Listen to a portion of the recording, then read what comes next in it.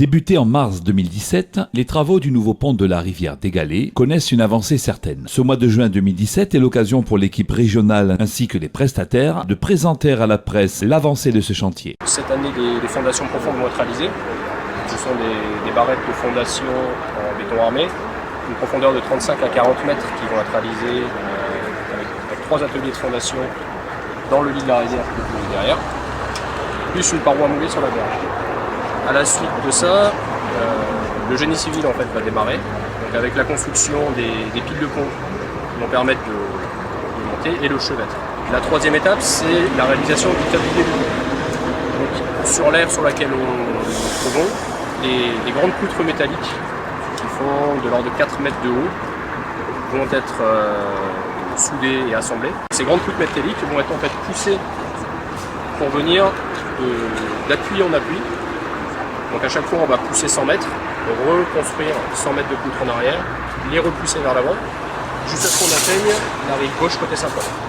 Une fois que le tablier métallique est construit, une fois que les poutres métalliques sont construites, il y a un tablier en béton qui va être posé et bétonné dessus, sur lequel ensuite tout ce qui est goudron, barrière de sécurité, signalisation vont être posés. Le nouveau pont sera un peu plus haut que le pont métallique existant. Alors on est ici sur ce chantier avec une problématique qui est lourde, qui est celle encore une fois de la sécurité. Les deux ouvrages qui ont été réalisés, celui qui est beaucoup plus ancien et même le nouveau qui a été réalisé dans les années 70, donc connaît aujourd'hui une vraie dégradation finalement des différentes piles et avec un risque lourd si l'on devait demain subir un risque cyclonique très important.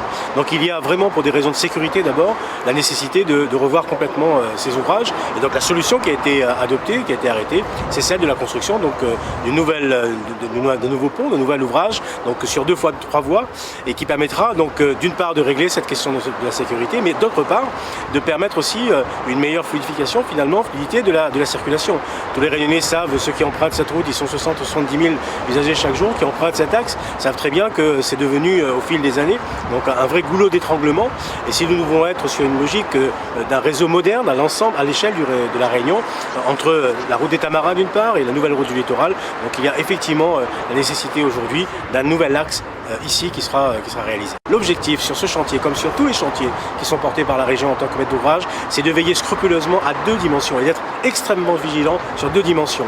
D'une part, le délai d'exécution pour faire en sorte que nous puissions effectivement rendre la circulation la plus fluide possible encore une fois pour l'ensemble des usagers. Et puis le deuxième élément, c'est bien évidemment de veiller, et c'est notre travail, de veiller à ce que les budgets soient les plus contenus possibles. On est à peu près effectivement sur le même calendrier.